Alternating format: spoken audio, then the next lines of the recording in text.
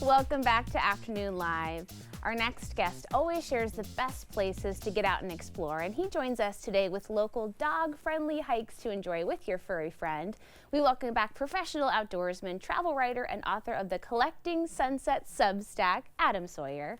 Hey, great to see you. Good to be.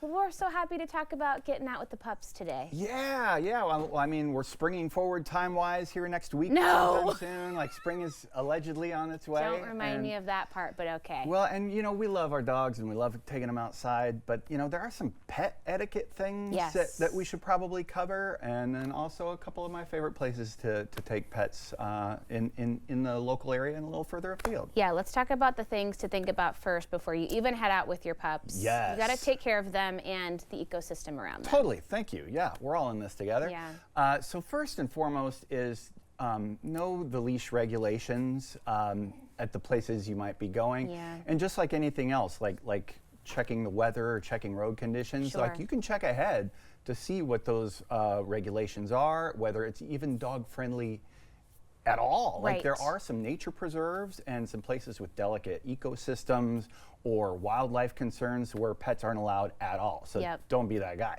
And then the next thing we want to get into is dog waste. Yes. You know, so first and foremost, bag it up. It up. Please do that. Just do and it. Also, take it with you. Like, don't leave it on the trail to get on your way back out because A, you're not gonna. No. I've seen you. And then B, like it's just going to diminish the experience for everyone who's coming behind you to just see bags of poop on the side of the trail. So, you know, if you really don't want like loose bags of dog feces rolling around your backpack, they have containers you can buy at the store that you can put in your backpack. We've got solutions for everything. We've got solutions, right? It's going to be okay. So bring water. I mean, that might sound obvious, but you know, not everywhere has fresh water options for your pet. So bring water, even if it's going to be wet or cold out. Yeah. They need that. On the trail, try and keep real good control over your pet. Obviously, and also yield to hikers if and when you can, especially if you're on single track hiking paths. But then also understand that, and I know this sounds weird, not everyone is a big dog fan. It's true. And some people are quite uncomfortable around dogs. And no matter how many times you yell, "It's okay, he's friendly." No, he's friendly. Some people just aren't dog people. It's not really helpful when you're just screaming across the trail at someone either. I mean, he's gonna be all right. Yeah, well, I'm in the fetal position trying to get through the rest of my day. So let's get through this together. We're living in a society. Yeah. Right? And then be aware of things that might make your dog uncomfortable. You know, like how hot are the rocks, or are they sharp? The trail conditions. Even if you take your dog to the beach, which we'll talk about a little bit later, if it's windy, the sand can really upset their eyes. It can be real uncomfortable. There's green algae. Just things to keep in mind to make sure that your pet's comfortable too. Okay, let's talk about some of our favorite places. Lots of these are super close in town too, which is really nice. Yeah. The Sandy River Delta, is that also the 1,000 acres? Is exactly. that what we think of? Okay. That's it, and that's kind of like the headliner for dog places in this area. And so if you guys don't know, you know, it's out there at the Sandy Delta, kind of where the Sandy River joins the Columbia River. And it's like a dog park heaven. So they do have some trails that are leash. They want your dog to be leashed because there is wildlife in the area. But by and large, it's just a festival for off-leash dog activity. Everyone there, as a general rule, has great well-socialized dogs, and there's beaches there, water access. It's just, that is the place if you really want to let your dog get out and get after it. Yeah, and bring some cleaning supplies for after, because they get pretty muddy out there. Very good, yeah. And that's also another thing, I'm glad you said that too, is there's equipment you can get for your dogs, you know, little doggy boots and things they can bring. So you can, everyone can get through it. We can do it. Yeah. Okay. Powell Butte, what a great idea. I know. Powell Butte's great because, and a lot of the places I like to go with dogs have, as you can see there, like a broad trail, whether it's a gravel path or a broad dirt path, or even a paved path. I think they have a barrier-free paved path that goes up to the top there at Powell Butte, Lots of great wide hiking options there. It is dog friendly, but on a leash.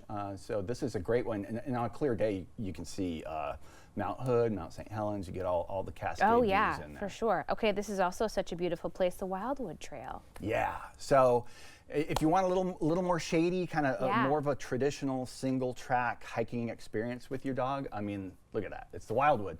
Now, granted, it's Forest Park, so it is, and it's a headliner of a trail. It's an iconic 30-mile trail that serpentines through essentially the length of the whole park. But the further away from downtown, the further north you go into the northern end of the park, the people really start to dissipate. That's you can have much more of a kind of wilderness experience. Yeah, so a lot of people just hop out for a quick, maybe 1 mile in and out. And Absolutely. You can find a little more seclusion. There you go. In Spread the out. woods. Spread out, guys. Clark County, Lacamas Park. Yes, so I always tell my friends, like, it's okay to go across the river to It's recreate, okay.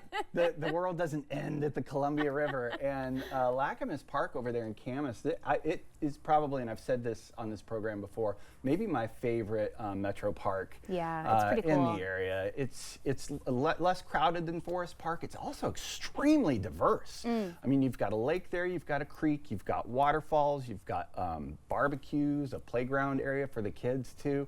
Lots of broad paths, as you saw there, also traditional hiking paths, swimming holes in the summer. It's just a great place with lots of options to take the dog. Yeah, something for everybody and Absolutely. families and all that kind of good stuff. Okay, and so many spots just up and down the coast. Yes, back to my coast.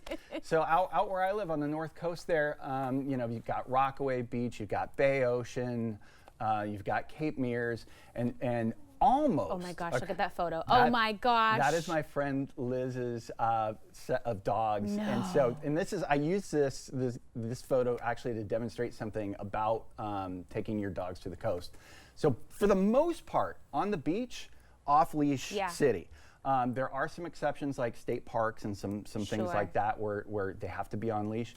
But the caveat there is to be off leash, they have to be under direct voice command. Oh, perfect. Okay. And we really mean that as in like your dog responds, it doesn't approach other wildlife or other dogs or chase seals or anything like that. Yeah. It stays where you ask them to stay. And if you have direct voice command, you're off leash up and down the coast. Okay. Yeah. That's pretty nice. Yeah. And if come not, to the just keep beach. them on a leash and it's okay. Absolutely. You can still have a really nice they'll time. get through it. Yeah, they'll enjoy it. Yeah. Thank you so much. My pleasure. Always so fun to see you. I enjoy it. Okay, we'll have more information about Adam and his Substack Collecting Sunsets on our website at katu.com. We'll be right back with more Afternoon Live right after this.